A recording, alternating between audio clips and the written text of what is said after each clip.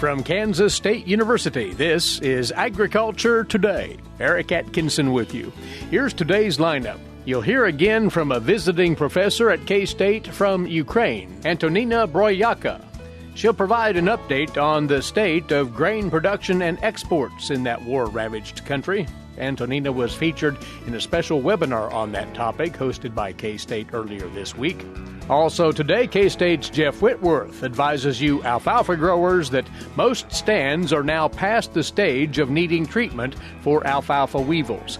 And he reminds you corn growers who've already planted this year's crop about the limited duration of corn insecticidal seed treatments. And on this week's horticulture segment, K-State's Ward Upham will cover how to identify and get rid of poison ivy in the home landscape. That's what's ahead on this Agriculture Today.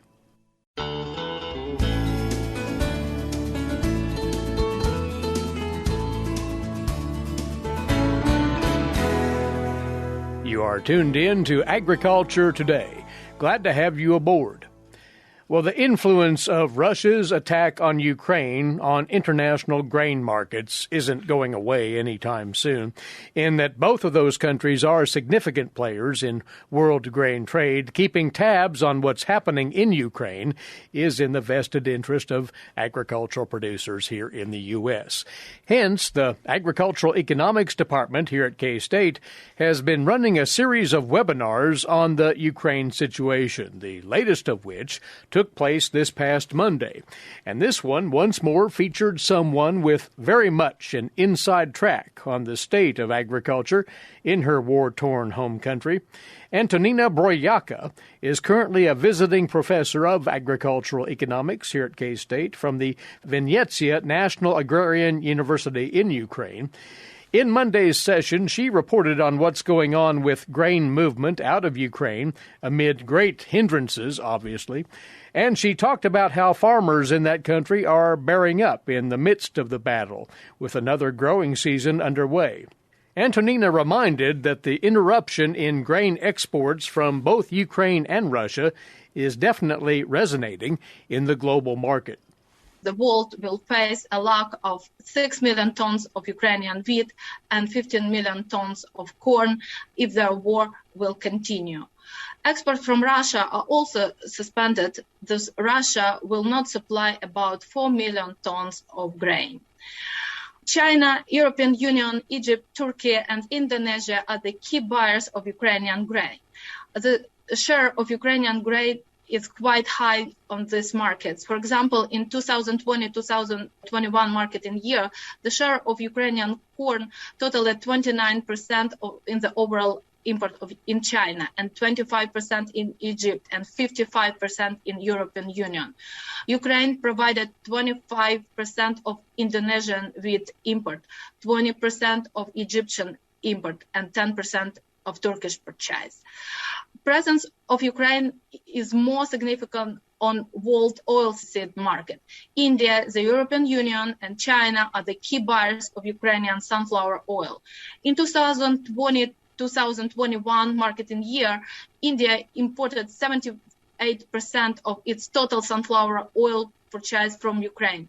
The EU, 88%, the China, 68%. China and EU, as well as Turkey, purchased a high volume of Ukrainian sunflower meal. The share of Ukrainian product overall import by China, the European Union, and Turkey totaled 88%, 51%, and 34% correspondingly. The war is redirecting the movement of grain out of Ukraine away from port shipments to overland via rail.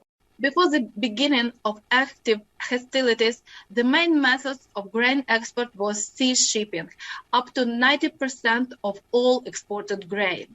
The blockade of Ukrainian seaports forced to look for new logistical ways. Currently, the railway at the western border has been the main route for grain for foreign markets. However, throughput capacity is insignificant compared to the capabilities of sea transshipment. If Ukraine exported from 5 to 6 million tons of grain through the ports every month, with the possibility of transshipment up to 8 million tons, then Ukrainian railway is able to provide transportation to European direction no more than 1 million tons. In March 2022, the grain transported via the Ukrainian railway amounted to 685,000 tons. Ukraine keeps working on a reorientation of export to rail with the help of neighboring countries such as Romania, Hungary, Slovakia, and Poland to build kind of grain bridge for about 20,000 trains. During the last months, Ukraine has resumed rail service in the liberated region. The Ukrainian railway offers exporters to reload grain at certain terminals. Unfortunately, their current capacity is insufficient to ensure the export of all accumulated grain. And it's clearly evident that resumption of grain shipments out of major Ukrainian ports will remain off the table for some time. However, neighboring Black Sea countries are stepping up to offer port outlets for movement of what Ukrainian grain can be moved. Since February 24, the sea gauge have been blocked by Russian fleet and anti-ship mines. Unfortunately, Mariupol seaport is completely destroyed. Most of grain just disappeared. In the port of Kherson, the Russian stages a robbery.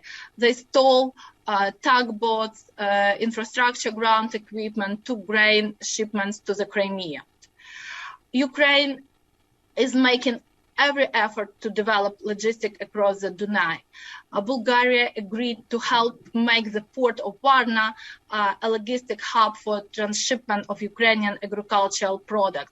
Romania has opened the possibility of transshipment of Ukrainian agricultural products through the port of Constantia. Ukraine has sent around 80,000 tons of grain to Romania Black Sea ports of Constantia so far. And the first Panamax vessel with 71,000 tons of Ukrainian corn recently left the Romanian port of Constantia. Latvia is going to help Ukraine with grain exports through Latvian port. And under the most optimistic scenario, shipping in the Black Sea can be partially resumed in the fall if a number of conditions would achieve, such as ceasefire, safety of shipment, and demining of water. Antonina also addressed the grain production side and how Ukrainian farmers are trying to go about their business in the shadow of war. Some progress is being made on that front as well, but it's hardly back to normal. Given the current situation in Ukraine, in 2022, about 15.4 million hectares of spring crops can be sown, which is 85% of the total area before the full-scale war. The increase from the previous estimate was primarily due to the exemption from the temporary occupation of Kiev, Chernihiv, Sumy region, and some other territories. However, it will be impossible to sow on this area in full due to the destruction of the material base of agricultural producers, the theft of agricultural machinery by the Russian occupiers, mines on fields and roads, military equipment in the fields, lack of employees, and finance to perform all work. As on April 22, Ukraine planted spring crops through the area of more than 3 million hectares, or 17.9% of the previous forecast.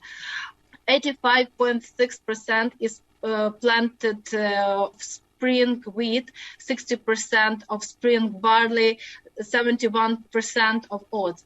But the focus of sown area could be changed depending on the situation. Specific to wheat, here's the latest estimate on Ukrainian production this year.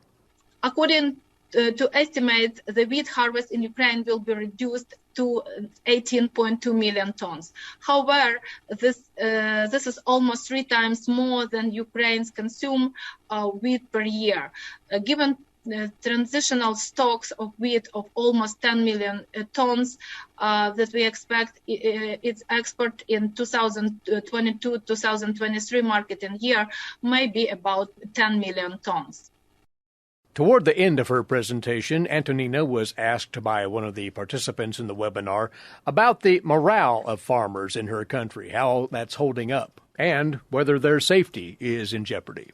The farm safety now in the region of that is not occupied, it's pretty good, but the safety in the occupied territory is really bad. And now, as far I know, a lot of farmers suffers from Russian military that ask them to work for Russia, and they took all products from farmers, and they took a grain and everything. So, and they force farmers work for Russia, not for Ukraine, and they don't have any chance to do something else because they afraid of their life. So that is kind of situation right now. But in the western part of Ukraine, the agriculture safety is to sow crops, that is not too bad. Comments there from Antonina Broyaka, currently a visiting professor at K-State's Agricultural Economics Department. She's from the Vinnytsia National Agrarian University in Ukraine, and she's been lending her insight on the impact of the Russian invasion of Ukraine on grain production and exports from that country in a series of K-State webinars, the latest of which took place this past Monday. Those are archived for your viewing, and if you're involved at all in grain production or marketing, they might well be worth your time. Go to agmanager.info. The link is right there on the front page, agmanager.info. You're listening to Agriculture Today.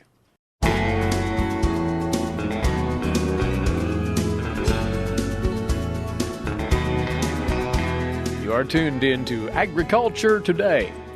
As you might expect, with the weather steadily warming up now, insect activity is picking up likewise in our crop fields. And for an update on what's going on and how to respond now, Jeff Whitworth joins us again, crop entomologist, K-State Research and Extension. In a few moments, Jeff, we want to discuss the longevity of those seed treatments on corn that's been planted already, as well as maybe some early soybeans, too. Before we do that, get us caught up on what's happening with alfalfa. You've told us about weevils and pea aphids getting after it. Where do those problems respectively stand? Yes, and good morning, and thank you for having me. Finally, we're starting to finish up, in my opinion, at least the pests on alfalfa and wheat. I've been out for the last 2 weeks following or monitoring the alfalfa weevils and the pea aphids and the cow pea aphids.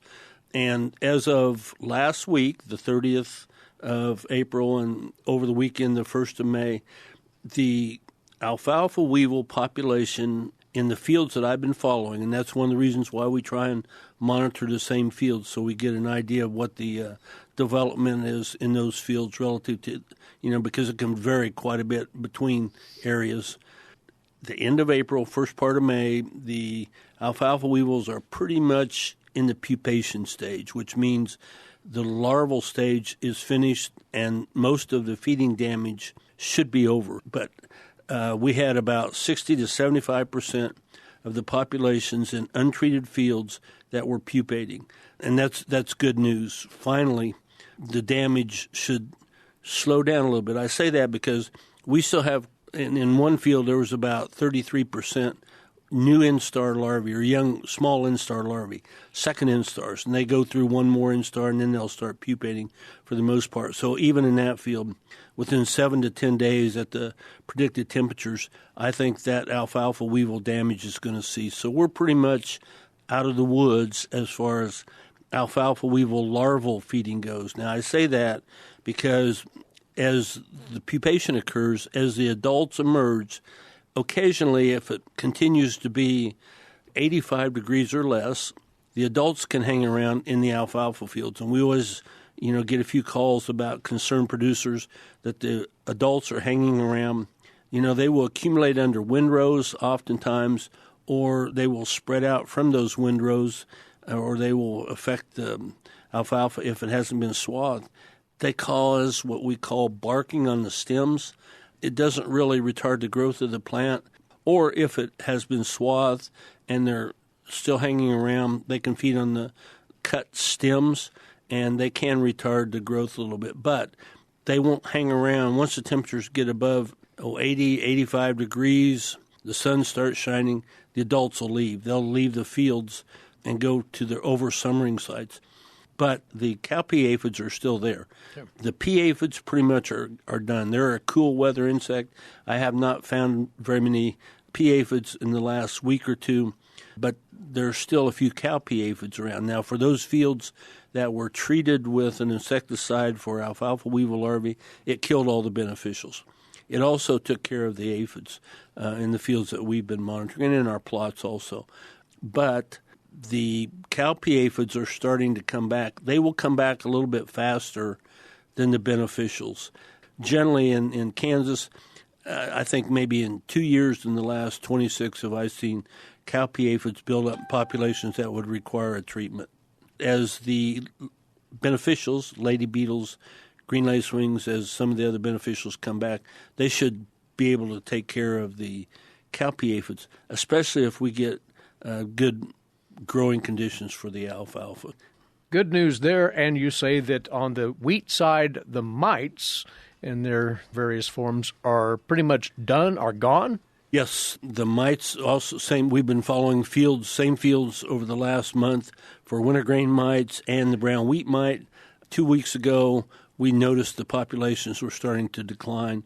A week ago, they declined significantly. And this past weekend, I couldn't find any wintergrain mites and or brown wheat mites. So, again, they are a cool weather pest. They're out and about in the fall, between, right after the wheat's planted in October, November, December, till it gets too cold. And then they start up again depends on the temperature, late February, March, and April. And really the only time we worry about them is when we have droughty conditions. If it's normal, if we have normal soil moisture, the wheat's able to outgrow any mite feeding because they're really small. But as of last week, in the fields we've been monitoring for the last month, the mites are in their oversummering phase also. So we shouldn't have any problems with the brown wheat mite and or the wintergrain mite, at least till next October and November.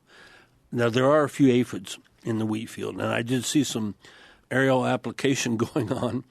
I'm just hoping they weren't including an insecticide just in case, because the fields I've checked in the last week, there are a few aphids. There's a few bird chariot aphids, a few green bugs, but nothing to worry about that I've seen, nor have I gotten any reports of them yet. Yeah. Please do not treat with an insecticide just because you got an application going out of a fungicide or something else, and you can save the application cost, because it's actually doing more harm than it is good in the long term.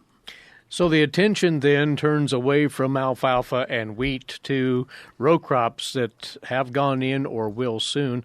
And Jeff, you wanted to pass along a word to those who have planted and have employed seed treatments and want growers to be aware of the duration of those, right? Yes, all the commercially available corn in Kansas, as far as I know, is treated with a seed treatment, which includes an insecticide. Those insecticides, they work really well. I want to make that perfectly clear. We've tested them for probably 30 years now, and they work really well against the targeted pests. If it's on the label, the company has tested it extensively, and it works pretty well. The problem is those insecticides will last, about 3 weeks, anywhere from 3 to 4 weeks. The insecticide will start breaking down. That's from the time the seed was put into the ground until that period of time has passed, whether it's germinated or not. So as everybody planted in the dry soil 3 weeks ago, the seed's laid in the ground, and then it starts germinating. That insecticide is not going to be there to help protect those seedling plants. So just keep that in mind. I've gotten some calls also about black cutworms in southeast Kansas. Black cutworms, they can affect any grass, But primarily as far as the crops go, they get into corn because it's the first grass crop we planted, and they overwinter in the southern part of the United States, so they're just now coming in. The adults have laid eggs in weedy areas of the field, and they're starting to leak over into the corn. The insecticide seed treatments don't affect black cutworm larvae. And even if they did, like I said, if it was planted 3 weeks ago, that insecticide protection is wearing off. So primarily you get corn seed protection from wireworms in the soil, seed corn maggots in the soil for, like I said, about 3 weeks. Then as that plant germinates, any early season insects that feed on them that are not lep larvae, like the caterpillars, the seed treatments generally don't help protect against caterpillars or the Lepidopterus larvae. Plus, after 3 weeks, they're not going to help anyway. So you need to get out and watch that crop as it starts to germinate, and don't just consider that, I got a seed treatment, it's going to protect it until it gets knee-high or something. They work really well for 3 weeks, but after that, that insecticide activity is dissipated. Then one could come in with a follow-up treatment, or are there options? Yes, you need to get out and make your own management decision about whether you need to replant, or if it's not too bad, there are some rescue treatments you can apply as foliar insecticides, which will help clean it up. Also, soybeans, as the soybean growers are starting to contemplate planting, or some have planted, they're trying to decide if they need to use an insecticide-treated soybean seed. Again, we don't recommend that, generally speaking. There's just not that many early season pests that we need to worry about in Kansas to justify the cost of a seed treatment for soybeans. Now, if you're planting soybeans into an area where there's a lot of residue and you've had previous problems, it might not be a bad idea. One of the calls I get every year, and I've already had one this year, is about isopods, or the roly-polies, that occur in the south-central part of the state and the north-central, and they only occur in those fields that are no-till, where there's a lot of residue, because they are crustaceans. They have to have a lot of moisture. Seed treatments work. They will actually kill the little roly-poly, but it has to take a bite out of it first, and oftentimes as that little germinating plant is trying to come up through the soil, you got a couple of roly-polies or isopods feeding on it. It will actually kill the plant, even though it kills the isopod. So seed treatments work generally. If the pest is on the label, it generally works pretty well. But overall, we don't need insecticide-treated soybean seeds in Kansas. Well, we're often running into the row crop production season now, so without a doubt, we'll have you back and see what's happening in our various row crops insect-wise. Jeff, thank you for coming over. My pleasure. Thank you, Eric. Crop entomologist Jeff Whitworth, K-State Research and Extension. We'll return on Agriculture Today.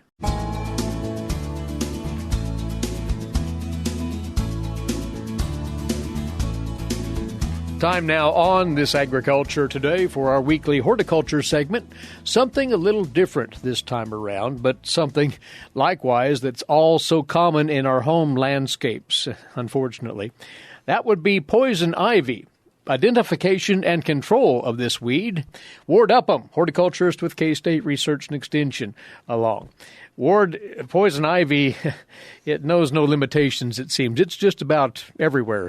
It certainly is. So it's one of those things that if you own any property, you're probably going to run across it. The problem with poison ivy is it has an oil present that causes a rash. That's called urushiol. And urushiol is present in all forms of the plant, but especially in that sap. Even after a poison ivy plant has died, it can still cause a rash up to 5 years later. Usually it's less than that, but it can be as much as 5 years later. And the amount of urushiol that covers the head of a pin can cause a rash in over 500 people. So it's potent stuff. You really have to be careful with it. But one needs to distinguish poison ivy from other forms of plant growth out there. Is that easily done? No. And there's several reasons for that. One is it can occur in three forms. Most people are familiar with the woody vine that climbs up the trees, but it can also be a shrub and it can also be a ground cover. So it can actually occur in any of those three forms. The other problem is that the shape of those leaves vary. They can be smooth, they can be lobed, they can be toothed. That kind of makes it more difficult. What you look for are leaves of 3. In other words, there are 3 leaflets to make up one leaf. The way you tell the difference between a leaflet and a leaf is a leaf will always have a bud at the base. Leaflets don't. And so you're going to have 3 leaflets hooked together to make one leaf, and that middle leaf is often larger than the other 2. Also, that middle leaflet will have a longer leaf stalk. The other 2 are connected straight to the stem, the leaf stem, but that middle one has a longer leaf stalk. And so look for leaves of 3.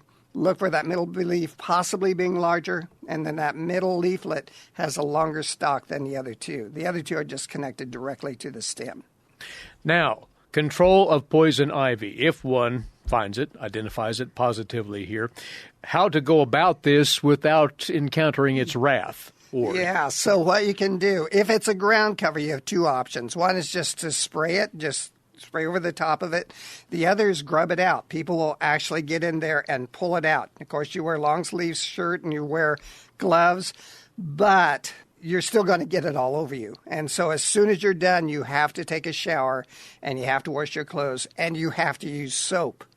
This is an oil, and if you just use water, you're not going to get that off, and you're going to break out. You have to use plenty of soap.